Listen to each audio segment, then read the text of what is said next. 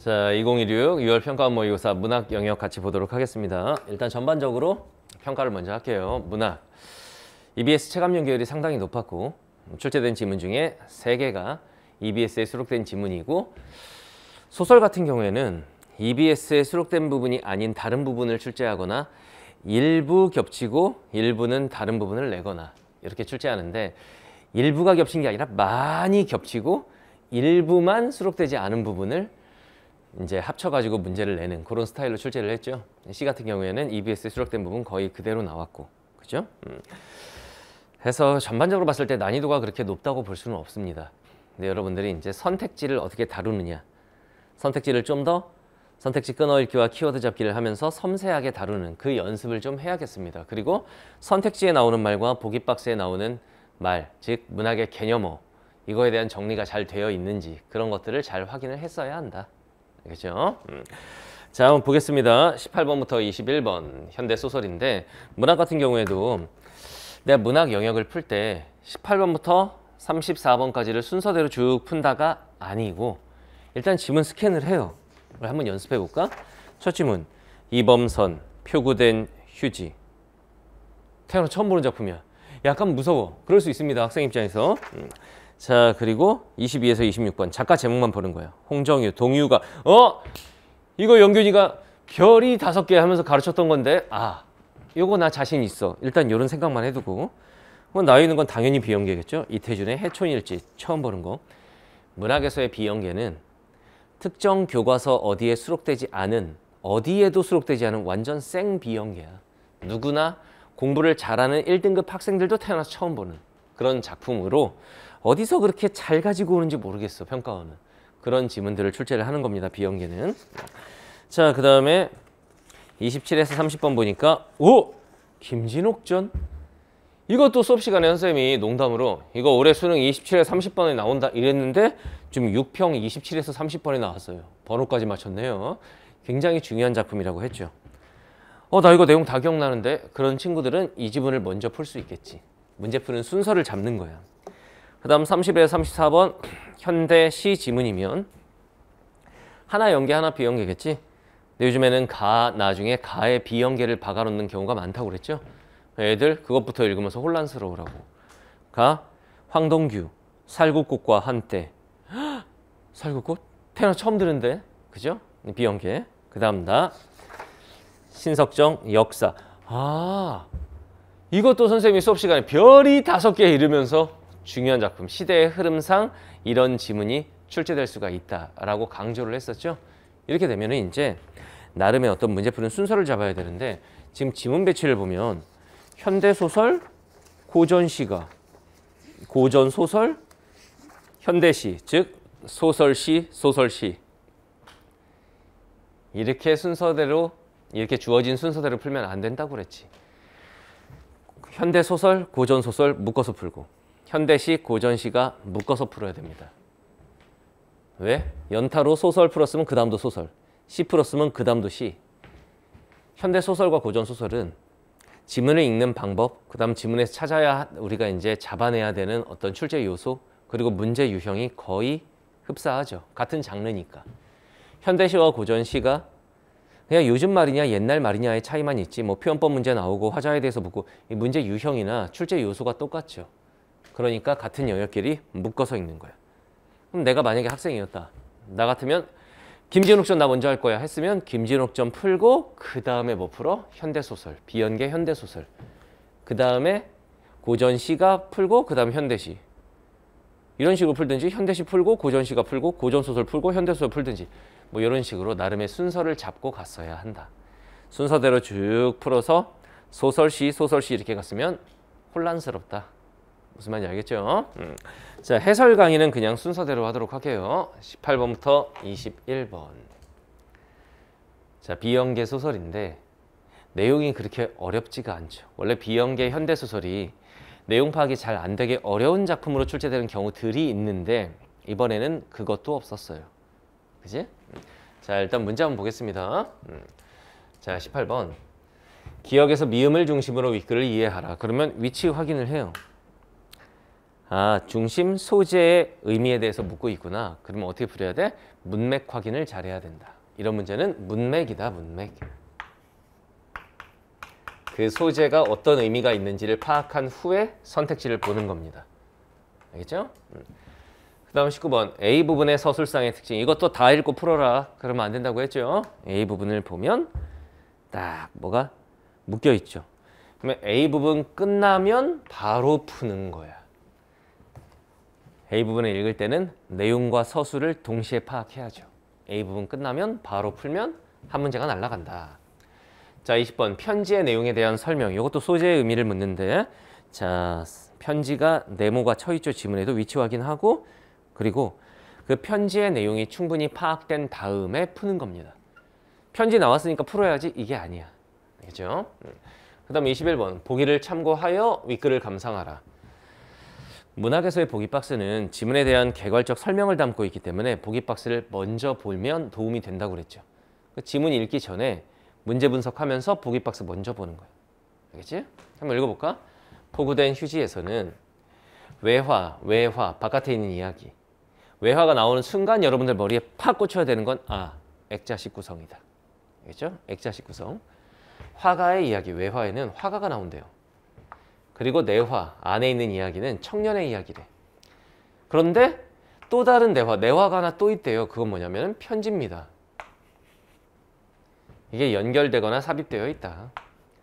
외화와 내화가 연결될 때 한 문단 안에서 이어갈 수도 있고 지시 표현을 사용하여 서술 시점과 시공간적 배경이 다른 두 이야기를 연결할 수도 있다. 여기서 서술 시점은 1인칭 주인공, 3인칭 전지적 이걸 떠올리면 안 됩니다. 여기서 서술 시점은 이야기를 서술하는 그 시간, 그 시점은 현재인데 그 서술되는 이야기는 과거고 이런 얘기라는 거죠. 서술 시점과 시간 공간적 배경이 다른 두 이야기 이거를 연결한다.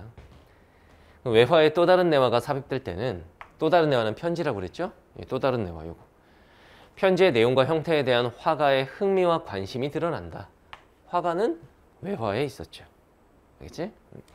또한 유사한 의미의 표현을 통해 화가가 떠올린 편지의 내용을 보여주기도 하고 거듭 제시된 반복되는 내용을 통해 화가가 편지를 감상하며 그 의미를 되새기고도 있다. 이걸 잘 읽고 나서 지문을 읽으면 이게 일단 액자식 구성이란 얘긴데 일단 외화가 있을 것이고 이 외화는 화가의 이야기래요. 알겠죠? 그리고 내화가 있을 것인데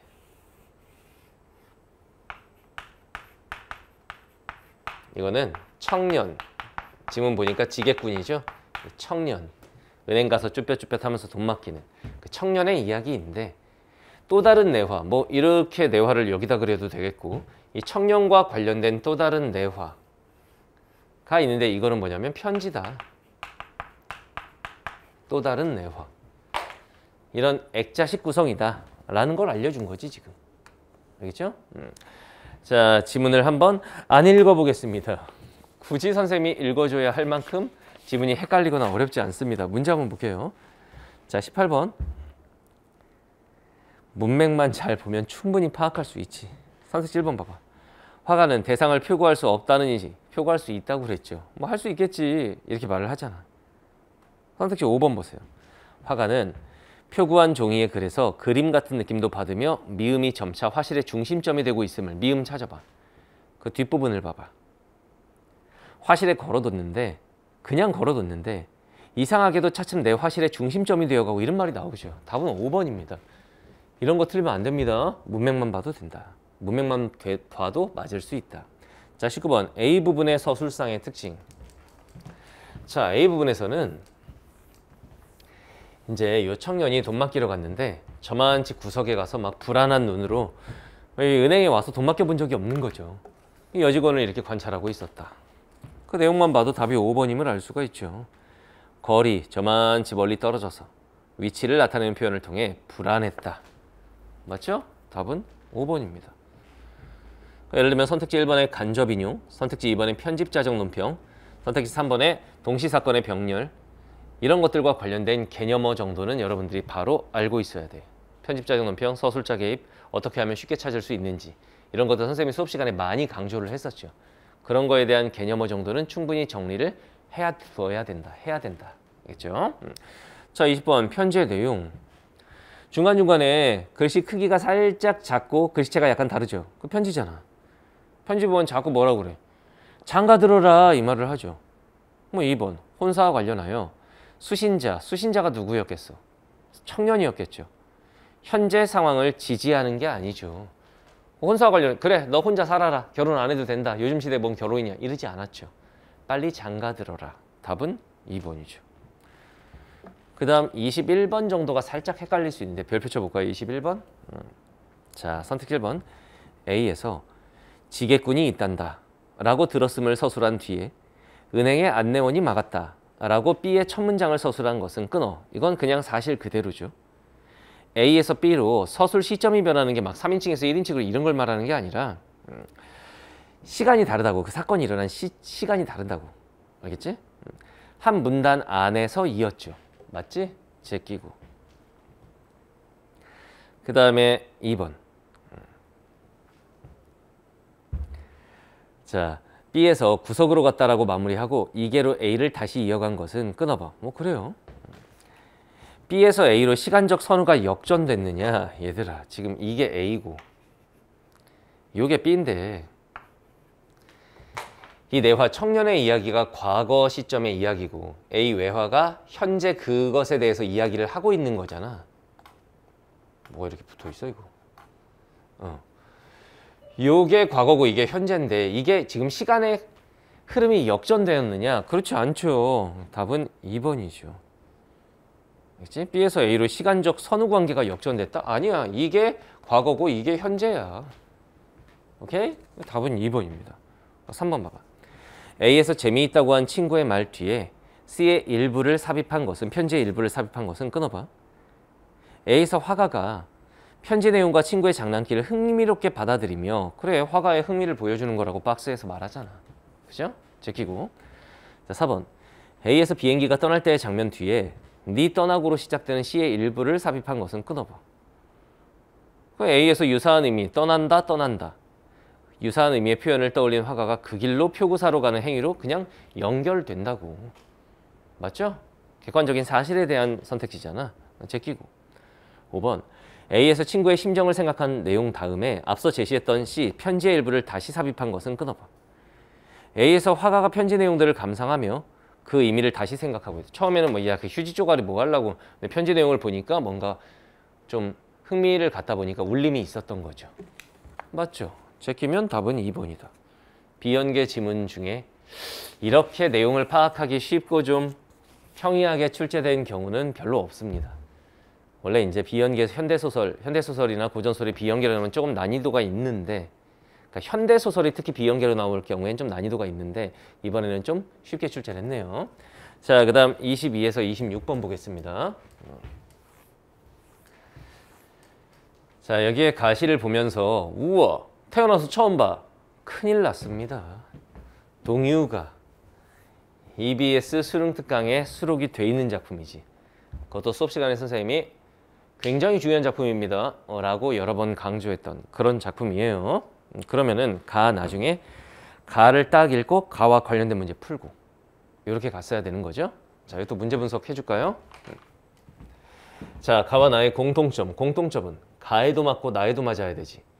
뭐부터 읽을 거야? 가부터. 순서를 정했지. 왜? 연계 작품을 먼저 읽는 거니까. 가 읽고 한번 풀어. 이거 가 읽고 때려 넣으면 그냥 답 나옵니다. 알겠죠? 자, 그 다음 23번 A와 B 위치 확인하고 A는 가에 있네요. 이걸 B까지 다 읽고 두 개를 머릿속에서 종합해서 비교하지 마세요.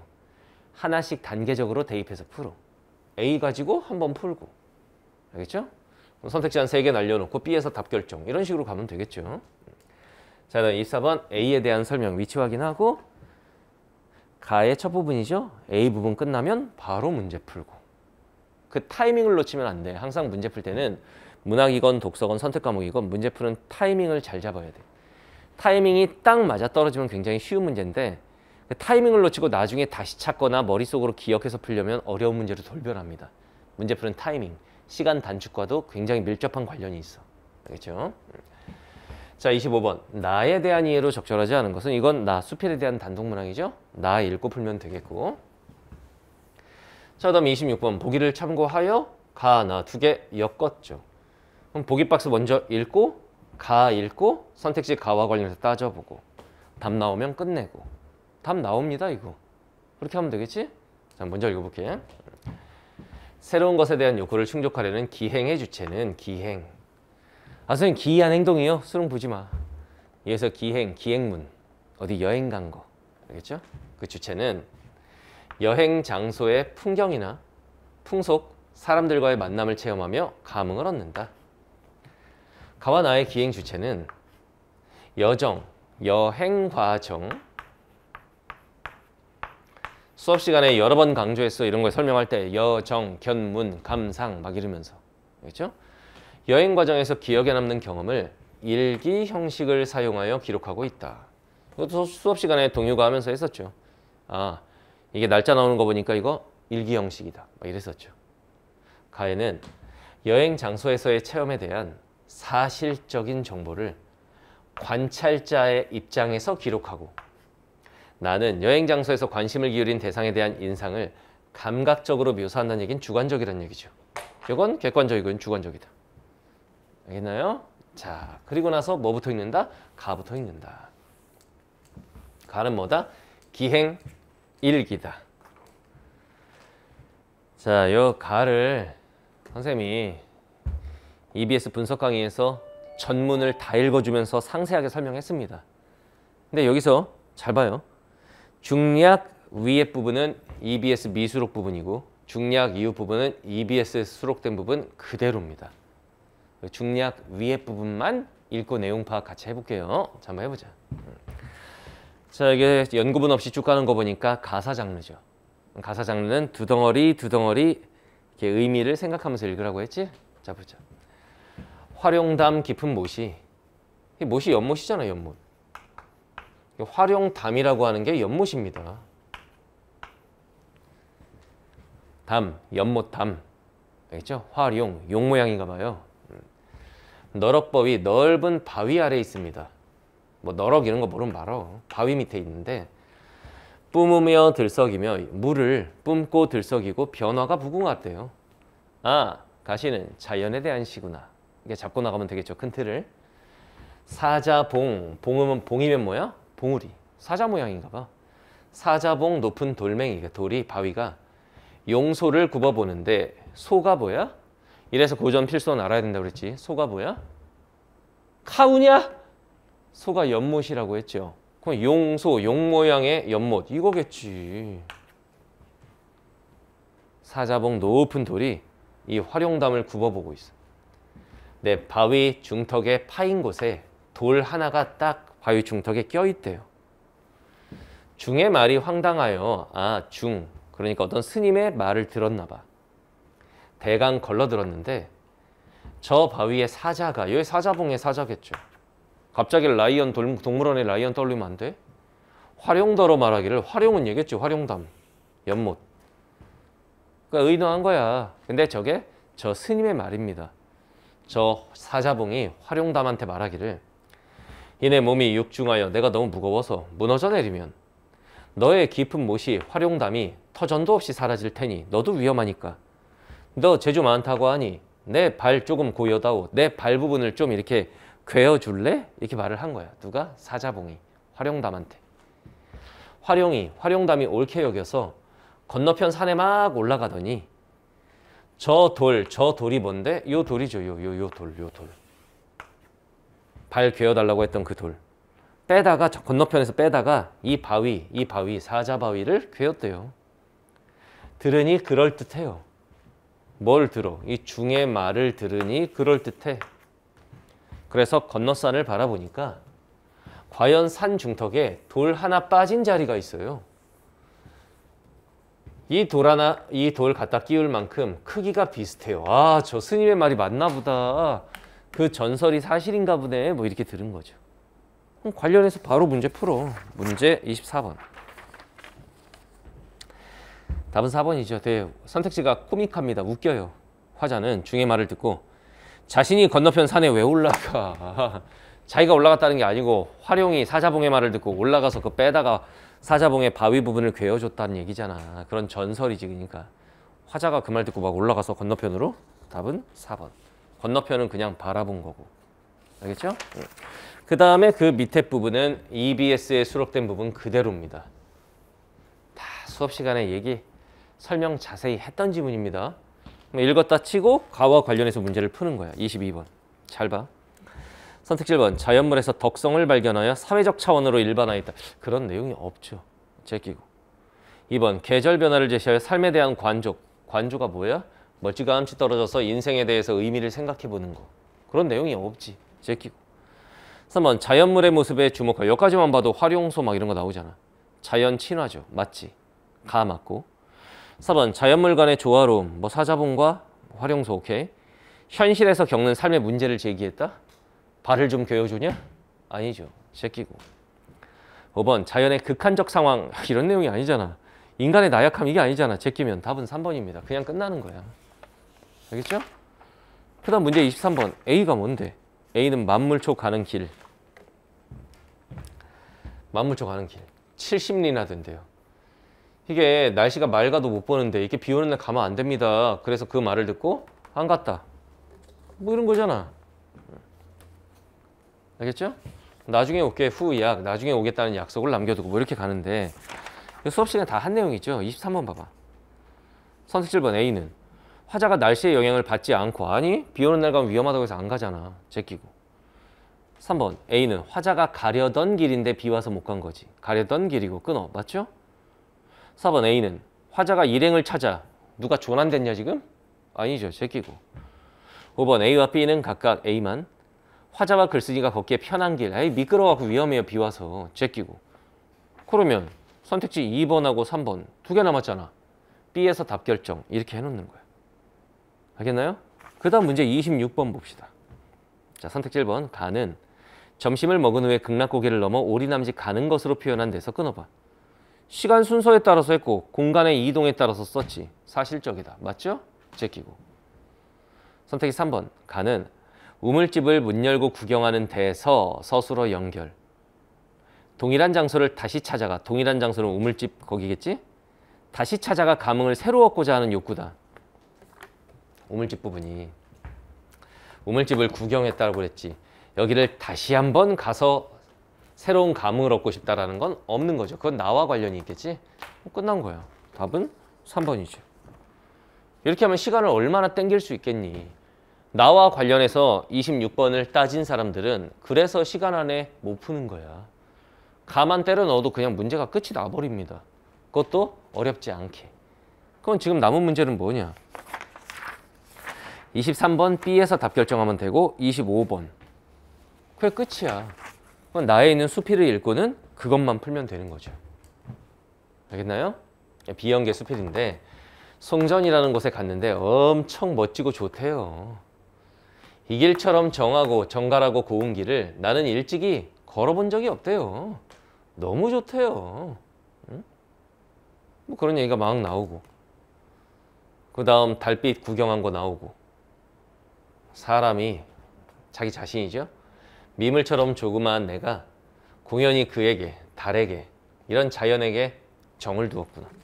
뭐 이런 얘기죠. 그러고 나서 B 바다로 나가는 길이 좋대. 자기가 걸어간 거죠. 23번의 답은 3번이죠.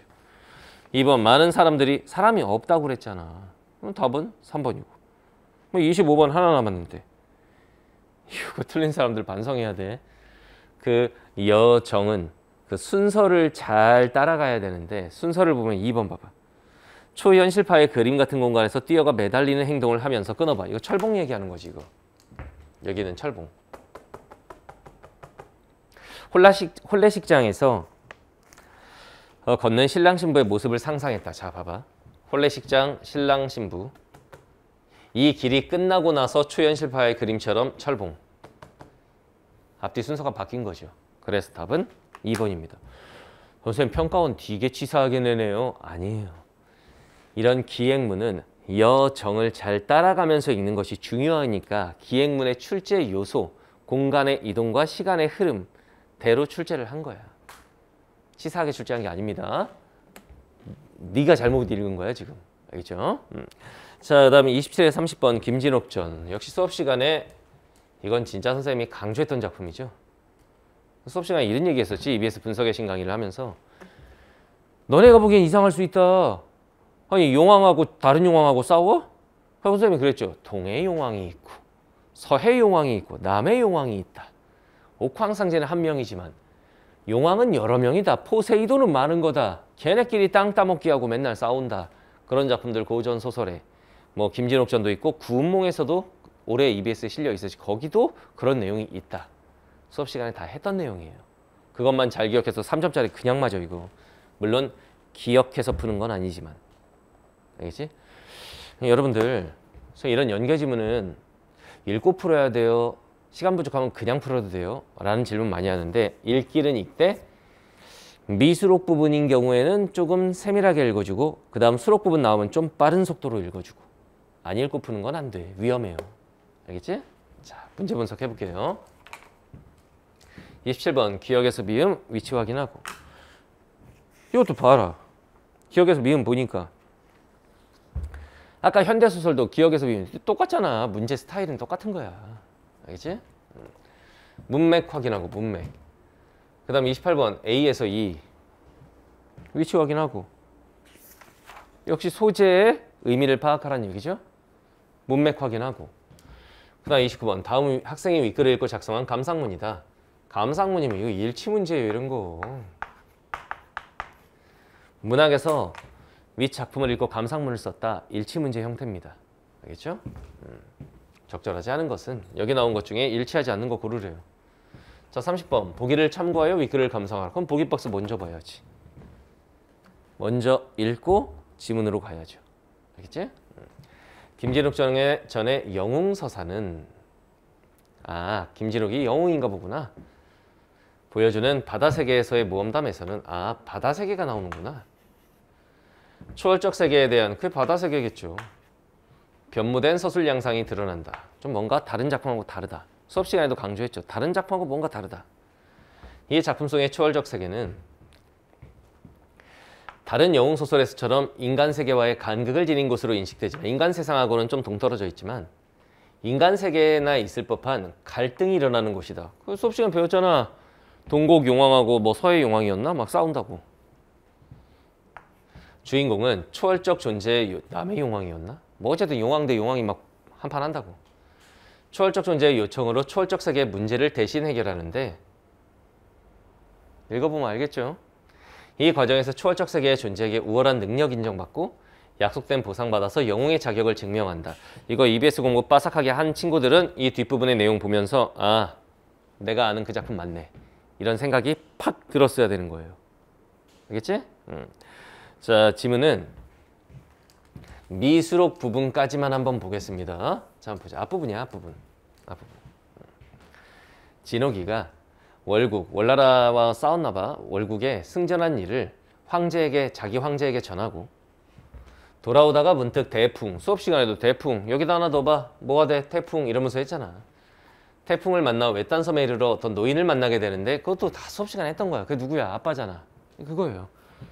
근데 그 만나고 그 다음 동자가 찾아와서 용궁 가자고 하는 것까지를 EBS에서는 중략 처리를 했는데 이거는 아빠 만나는 장면을 실어놨네요. 노인이 누구다? 아빠. 갑자년 난중에 전란 중에 자식하고 헤어졌나 봐. 내 자식의 이름은 김진옥이다. 그랬더니 얘가 막 펑펑 울어요. 아빠 나야! 막 이렇게 된 거잖아. 그랬더니 노인 아빠가 또 막 펑펑 울어요. 아들아! 이러고 막 기절하고. 이거예요. 이런 걸 문맥을 확인하면서 하나씩 풀어보라 이거야. 그러면 27번에 답이 1번으로 바로 나와. 노인과 함께 전란을 극복했던 과거가 아니라 전란 때문에 둘이 아빠랑 아들이 헤어지게 된 거잖아. 답은 1번이죠. 이렇게 한 문제 깔끔하게 끝내버리고 그 다음 오피리 소리 하나 나올 때마다 이 동자가 나오지. 동자가 이 배 타고 막 왔습니다. 수부왕이 누구야? 이 용왕이지, 용왕. 용왕이 오래요. 같이 가요. 갔다 이거잖아. 이런 내용인데 그런 소재의 의미와 관련해서도 28번 선택 7번 오피리 소리 환상적 분위기를 조성하죠. 새롭게 등장하는 존재 누구? 동자. 맞잖아. 답은 1번. 벌써 두 문제 날라가고. 그리고 어디부터냐? 이때 여기부터 EBS 수록 부분입니다. 여기부터는 EBS 수록 부분 그대로인데 여러분들이 잘 봐야 되는 게 EBS 책을 펴놓고 한번 비교해봐. 내용은 똑같은데 세부적인 어휘들이 좀 달라. 이게 무슨 말인지 알겠어요?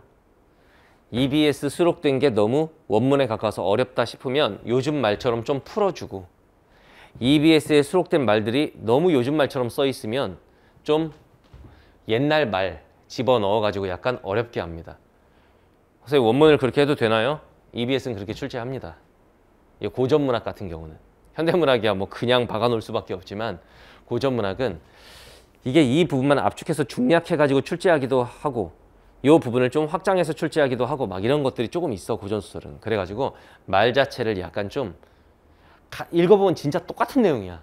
근데 살짝 용어들을 다르게 씁니다. 알겠죠? 그런 특징이 있다라는 거. 읽어보면 EBS에 수록된 그 부분이라는 거 알 수 있습니다. 그리고 저 뒤에 중략 이후가 하나 더 나오죠.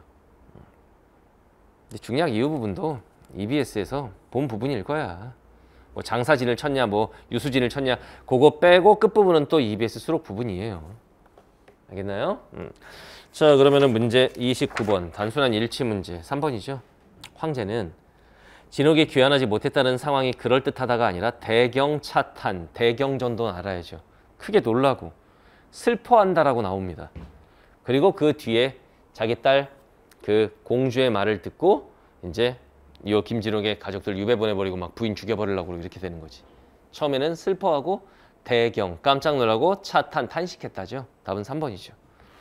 그 다음 30번을 보면 이것도 쉽죠. 선택지 2번 봐봐. 용왕이 공을 이루라. 자기 도와달라 이거지. 장면에서 적병을 처치해달라고 진옥에게 요청한 걸 보면 끊어봐. 진옥으로 하여금 인간 세계와 초월적 세계 사이에서 생긴 문제를 틀렸지. 초월적 세계 사이의 갈등이죠. 선생님, 저는 지문에서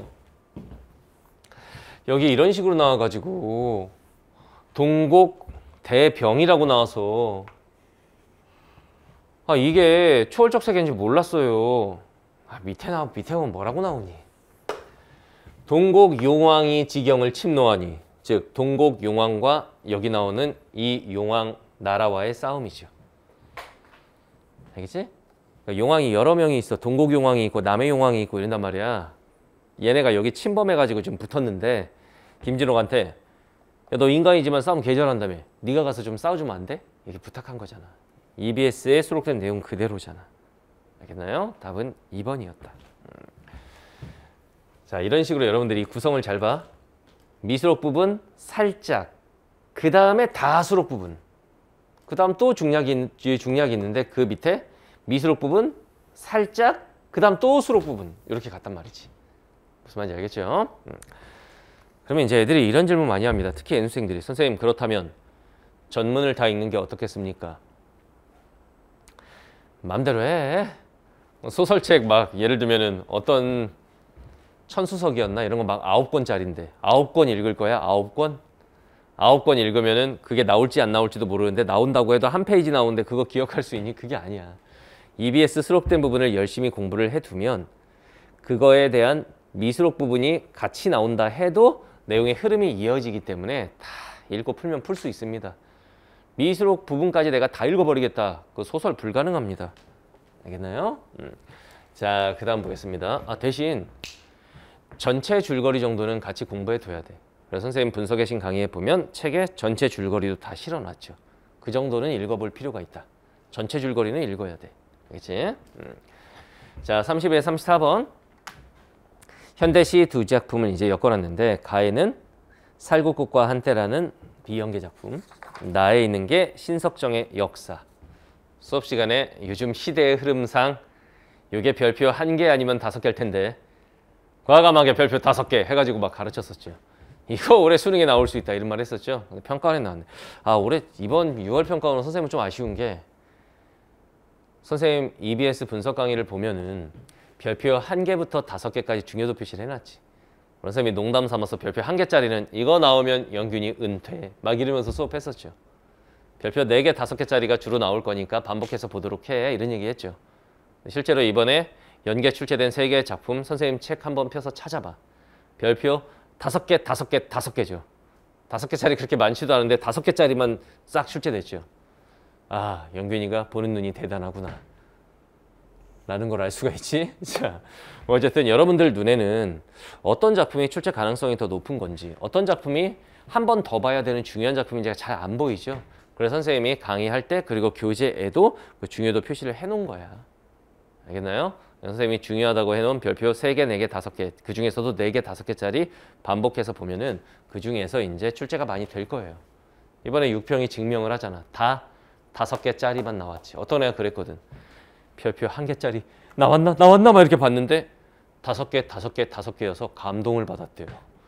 그러니까 여러분들이 이런 중요 작품들은 여러 번 반복해서 봐야 된다고.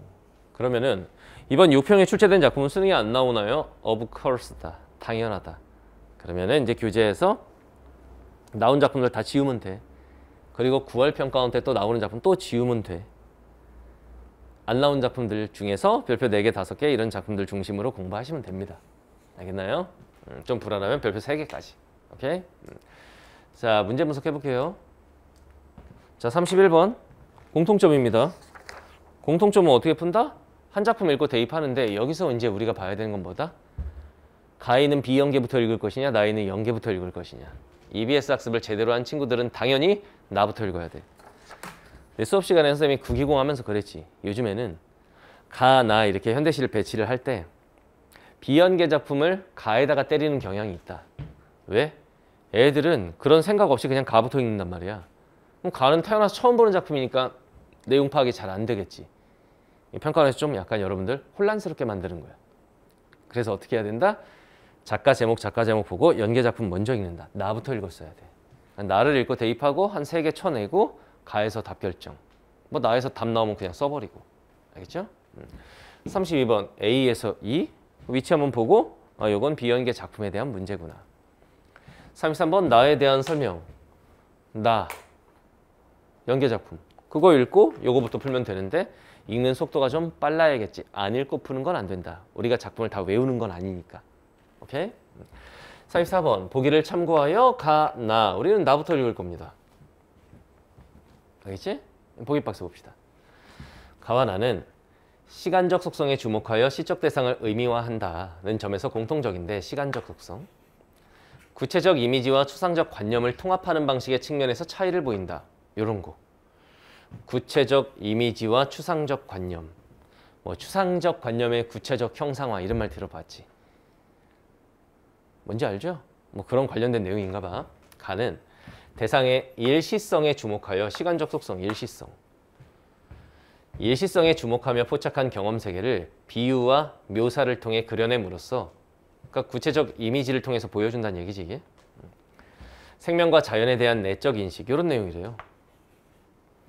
나는 대상의 영속성, 시간적 속성은 요거다. 인식한 관념적 세계를 뭐 역사 이런 거니까 감각적으로 형성함으로써 역사에 대한 상징적 의미를 드러냈다. 됐죠? 가는 일시성, 나는 영속성. 그런데 우리는 나부터, 연계 작품부터 읽었어야 그게 정상이다. 제목부터 보고 역사 읽어보니까 달래꽃 얘기하네요. 수업 시간에 자세히 한 줄 한 줄 한 단어 한 단어를 읽으면서 설명해 준 작품입니다. 나를 읽고 따져봐. 그때 문제를 풀 때는 나에 대한 단독 문항인 33번부터 풀면 되지. 알겠죠? 답은 5번이죠. 3 부분에서 3. 네 고운 청춘을 죽도록 사랑하겠다는 것은 끊어봐. 공동체의 갈등을 해소하기 위한 화자가 희생하겠다는 얘기야 이게? 아니잖아. 이거잖아. 내가 꼭 줄 수 있는 어쩌고 저쩌고 그 손과 너의 고운 청춘이 너는 달래꽃이겠고 나와 더불어 가야 할 환히 트인 길이 있어서 우리는 이렇게 사랑하며 살아가는 것이다 라는 거지. 내가 희생하겠다 이런 내용이 아닙니다.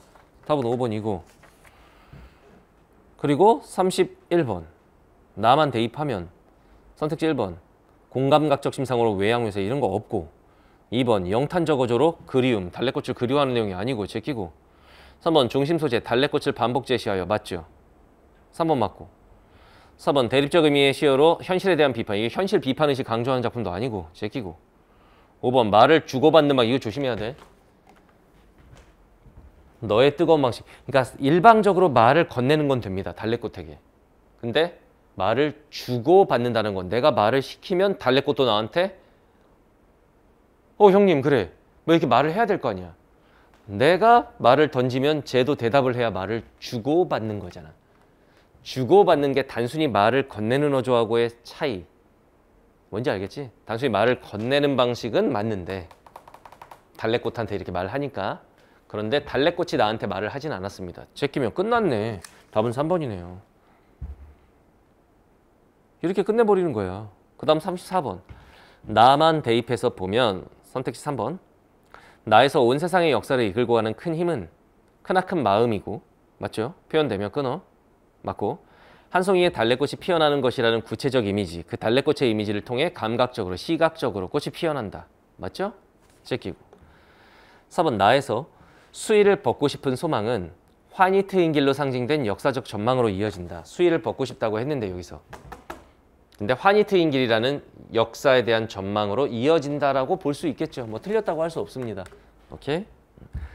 자, 5번. 나에서 길이 멸하지 않을 것은 길이 멸하지 않는다. 수업 시간에 했죠. 소멸하지 않을 것이다. 영원함, 영속성. 결국은 어휘력이라고. 맞죠? 그러면 가에서 답을 찾아내야겠다. 그러면 가를 한번 읽어보겠습니다. 자, 가를 보자. 제목이 살구꽃과 한때. 살구꽃 그리고 한때.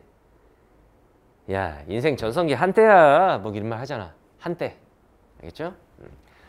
마을 안에 차를 집어넣고 시를 읽을 때는 어떻게 읽는다? 첫 번째, 스토리. 함축성에 꽂히지 말고, 함축성은 니네가 파악한다고 해서 그게 막 다 맞는다는 보장도 없고 시 안에 담긴 이야기를 읽어낸다. 두 번째, 시 자체를 통해서 알 수 있는 내용에 주목한다. 내재적으로 읽어라. 세 번째, 문맥을 활용해서 시어의 의미를 파악한다. 알겠죠? 마을 안에 차 집어넣고 이 집, 한 집 건너 저 집, 또 저 집. 그러니까 차 파킹해 놓고 구름처럼 직유법이 보이죠? 내용과 표현을 동시에 파악한다. 피고 있는 살구꽃을 만났습니다. 이게 시적 대상이야. 화자가 차 파킹해 놓고 살구꽃에 꽂혔습니다. 빈집에는 작지만 분홍빛이 더 실린 살구꽃이 분홍빛이잖아. 그런 꽃구름이 폈습니다. 이 꽃구름이 살구꽃이죠. 오케이? 그럼 A를 가지고 한번 보고 이런 식으로 가야지. 선택지 1번. 이 집, 저 집, 빈집 시선 이동하며 끊어봤고 대상의 형태, 구름 같나 봐요. 색채를 인식했다. 맞죠? 분홍빛. 알겠죠? 구름처럼 피고 있는 문맥을 봐. 구름처럼 피고 있는 살구꽃. 그러면 꽃구름이 살구꽃 구름이겠다. 살구꽃. 알겠죠? 때맞춰 깬 벌들이 이리저리 날고 벌이 이제 살구꽃 나무에 날아다니나 봐. 날개 맥이 날개 맥. 그러니까 날개가 덜 여문 이렇게 읽어. 나비들이 저속으로 오고 갑니다. 뭐? 살구꽃 사이를. 소의 순한 얼굴이 너무 좀 향토적이네요. 너무 좋아서 소 앞세우고 오는 마을 사람과 눈웃음으로 인사했습니다. 뭔가 정겨운 느낌이구나. 하늘 구름이 온통 동네에 내려와 있으니 그게 꽃구름이지 이제. 하늘에 있는 구름이 동네로 다 내려와 있어요. 꽃구름. 말을 걸지 않아도 말이 되는군. 말을 굳이 하지 않아도 이심전심 통한대요. 차에 올라 시동 걸고도 한참 동안이나 밖을 내다본다. 뭔가 더 보고 싶은가 봐. 그럼 B. 선택지 2번. 소와 마을 사람들에게 호의적 시선을 보내고 끊어. 호의적이죠. 눈웃음. 하늘 구름의 영향을 의식한다. 이게 하늘 구름 때문이 아니겠느냐. 그래서 말을 걸지 않아도 말이 되는군. 이런 거잖아. 맞죠? 제끼고. 꽃들의 생애가 좀 짧으면 어때? 이 꽃들이 뭐예요? 살구꽃. 생애가 짧대요. 생애가 짧다. 그러니까 제목이 살구꽃과 한때. 한때야. 이런 얘기죠. 근데 좀 짧으면 어때? 어떤 의미겠어? 괜찮아. 이런 의미겠죠. 서리법인 거지 일종의. 달포 뒤쯤, 달포 한 달 뒤쯤 이것을 다시 지날 때면 꽃, 얘들아. 다시 한 말하지만 문맥을 통해서 내재적으로 읽는 거야. 문맥을 봐. 꽃들의 생애가 좀 짧으면 어때? 짧아도 괜찮아. 발포 뒤쯤, 한 달 뒤쯤 이곳을 다시 지날 때는 생애가 짧다고 했으니까 꽃들이 다 졌겠지. 근데 이 꽃구름들이 뭐였어 이게? 위에서 연결해봐. 꽃구름이 뭐였어? 살구꽃. 얘네들이 낡은 귀신들처럼 그냥 허옇게 매달려 있다면 너무 좋겠어 이거겠냐? 그게 아닐 거야. 왜? 문맥상 잘 봐. 꽃들의 생애가 좀 짧으면 어때? 그리고 제목 살구꽃과 한때야.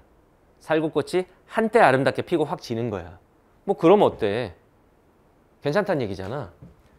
한 달 뒤에 이곳을 다시 지날 때면 꽃들의 생애는 짧으니까 적겠지. 근데 잘 봐. 이곳을 다시 지날 때, 한 달 뒤쯤 여길 지날 때 이 꽃구름들이 낡은 귀신들처럼 그냥 허옇게 매달려 있다면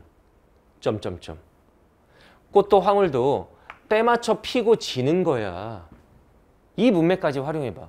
그러면 이 위에가 한 달 뒤에 여기 지날 때 이 꽃구름들이 낡은 귀신들처럼 그냥 허옇게 매달려 있다면 너무 좋을 것 같아. 그때까지 펴 있으면. 이런 얘기가 아니지. 왜? 흐름상. 꽃들의 생애는 짧은 거야. 그럼 뭐 어때? 꽃이라는 건 때 맞춰 피고 지는 건데. 그러면 이 부분의 의미는 어떻게 받아들여야 돼? 한 달 뒤쯤 이곳을 다시 지날 때 이 꽃구름들이 낡은 귀신, 막 귀신처럼 그냥 이런 거. 낡은 귀신처럼 그냥 허옇게 매달려 있다면 그거 너무 이상한 거 아니야? 이런 말인 거잖아 이게. 무슨 말인지 이해되죠? 이거요. 다리를 건너 가속 페달을 밟으려다 말고 천천히 차를 몰아요. 이제 마을을 떠나나 봐. 몸 돌려보지 않아도 차 거울, 그 백밀러를 보니까 꽃구름이 피고 있어. 살구꽃이 피어 있습니다. 그러면 C 32번에 3번. 다리를 건너며 꽃구름과 이별하는 상황에서도 끊어. 이제 떠나는 거죠. 차 거울들에 비친 대상을 보고 있다. 이건 사실 그대로잖아. 맞죠? 제끼고. 차 거울로는 잘 잡히지 않으나 하늘의 연분홍을, 그 분홍색을 땅 위에 내려받는 검은 둥치들. 이게 살구꽃 나무겠지. 그러니까 살구꽃 나무들이 군소리 없이 구름을 잔뜩 인 채. 이 구름이 꽃구름이겠죠. 그러니까 꽃구름. 하늘에서 연분홍, 구름처럼 살구꽃이 피었다고 그랬죠. 하늘에 있는 구름의 연분홍빛이 내려와서 이 검은 둥치 위에 이렇게 얹혀 있는 거야. 그래서 검은 둥치가 군소리 없이 꽃구름을 잔뜩 머리에 이고 있다 이거야. 일종의 의인법이죠. 그게 살구꽃 나무인 거야. 이 둥치가 여기에 이제 연분홍빛 살구꽃을 이렇게 이고 있다고 이렇게. 근데 얘네가 어디서 내려온 거야? 이 하늘에서 이 연분홍 이 구름 얘네가 이렇게 내려와서 살구꽃이 된 거야 이렇게. 라고 상상한 거 시적 상상력이지 그러니까. 그럼 D 32번에 4번. 차 거울로는 시야에 온전히 들어오지 않은 검은 둥치들이 그래 묵묵히 서 있는 거죠. 그래요. 맞아요. 군소리 없이. 모든 선택지에는 근거라는 게 있어야 돼. 그래서 왜 묵묵히 해요? 군소리 없이. 알겠죠? 자, 그다음에 이 부분. 차를 멈추고 뒤돌아봅니다. 아, 하늘의 기둥들 영탄법이지. 막 감탄하는 거야. 이 검은 둥치. 얘네는 마치 하늘을 이고 있는 기둥 같아. 왜? 하늘에서 내려온 이 분홍빛을 받아서 살구꽃을 이고 있거든. 이렇게 내재적으로 읽는 거야, 시는. 알겠죠? 자, 그러면은 32번에 5번. 대상과의 정서적 거리가 멀어지는 상황에서 끊어. 선택지는 어떻게 구성되어 있다? 추상적으로. 우리가 해야 할 일은 뭐다? 높은 점수를 받으려면 그 추상적인 선택지를 구체화시켜야 된다. 그 구체화는 어떻게 하는 거다? 지문의 내용을 대입하는 거다. 대상, 살구꽃, 검은 둥치, 살구꽃 나무죠. 정서적 거리가 멀어진다. 이 구기공에서 중요하게 얘기했었죠. 정서적 거리가 멀어진다라는 거 원래 가깝게 느꼈는데 나 이제 쟤 싫어. 이제 멀게 느끼는 거지. 그게 아니야. 차 타고 가니까 물리적 거리는 멀어지는 거지만 정서적인 거리가 멀어지는 게 아닙니다. 뒤돌아본다. 왜? 너무 좋아 제가. 답은 5번이죠. 됐지? 그러면 남은 문제는 34번 하나네. 34번 하나. 자, 풉시다. 31번에 확인 사살할 거면 선택지 3번. 중심 소재, 살구꽃. 그거 반복적으로 제시하죠. 답은 3번. 그래서 주제의식을 드러낸다. 오케이? 그럼 34번에 선택지 1번. 가에서 꽃을 구름으로, 나무 둥치를 하늘의 기둥으로 비유한 것을 통해 끊어봐. 때맞춰 꽃을 피워 하늘과 땅을 연결하는 생명에 대한 내적 인식. 보기 박스에 나온 얘기죠. 맞지? 자, 2번. 가에서 분홍빛 더 실린 꽃의 모습과 때맞춰 깬 벌의 움직임을 포착하여 그려낸 것을 통해 끊어. 여기까지 있는 사실 그대로 작은 생명이 선명하게 드러나는 순간이다. 그 한때. 맞죠? 제끼고. 선택지 4번. 가에서 살구꽃이 허옇게 매달린 모습에 대한 지향은 달포 뒤쯤 회복될 생명에 대한 기대로 끊어봐. 허옇게 매달려? 낡은 귀신처럼인데 문맥을 봐라. 그걸 지향하는 거야? 한 달 뒤쯤에도 이 꽃구름들이 귀신처럼 그냥 매달려 있기를 바라는 건가? 그건 아니잖아. 지향도 틀렸고. 달포 뒤쯤 회복될 생명에 대한 기대. 한 달쯤 뒤에 얘네가 생명이 회복돼서 핀다는 얘기야? 아니에요. 한 달쯤 되면은 꽃도 황홀도 때맞춰 피고 지는 거기 때문에 질 거야. 지금 피어 있는 거고. 살구꽃하고 만났잖아. 지금 피어 있는 건데 한 달 뒤쯤엔 지겠죠. 그때 다시 얘네들이 부활하면서 막 피어난다는 뜻이 아니고. 알겠나요? 답은 4번입니다. 자, 선택지 5번. 가에서 꽃들의 생애가 좀 짧아도 괜찮다. 일시성에 주목하는 거야. 근데 얘네가 달포 뒤에 다시 부활한다. 이게 이상하잖아. 그건 나에서 길이 멸하지 않는다는 영수성 맞았고. 그래서 답은 4번이다.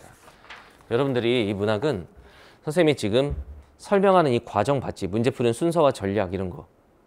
이게 잘 되면은 문학에서 시간을 확 당겨서 25분 안에 다 풀 수 있습니다. 예, 절반 정도가 연계 작품이기 때문에 걷다가. 아는 작품들이 절반인데 이 푸는 과정까지 이렇게 문제 푸는 타이밍을 잘 맞춰서 풀어주면 문학에서 시간을 확 당길 수가 있어요. 알겠나요? 자, 정리해 봅시다. 문학. 앞으로 어떻게 공부해야 될 것이냐. 일단 첫 번째, 개념어 학습 충분히 하고, 그 다음 두 번째, 영역별로. 방금 전에 선생님 비연계시 읽는 거 봤지? 아, 시는 저런 식으로 읽는 거구나. 영역별 독해법 공부하고 구기공이란 강의에서 다 했죠. 깔끔한 문학에서 개념어 학습 다 했고, 구기공에서 그 글을 읽는 방법, 영역별로 이거 다 했고, 그 다음 세 번째, EBS 공부 빠삭하게 하도록 하세요. 이번에 선생님이 별표 5개 친 것만 다 출제가 됐죠. EBS 중요 작품들 여러 번 반복해서 보도록 하세요. 알겠나요? 자, 문학은 여기서 마치도록 하겠습니다. 자, 선택 과목 해설 강의에서 봅시다.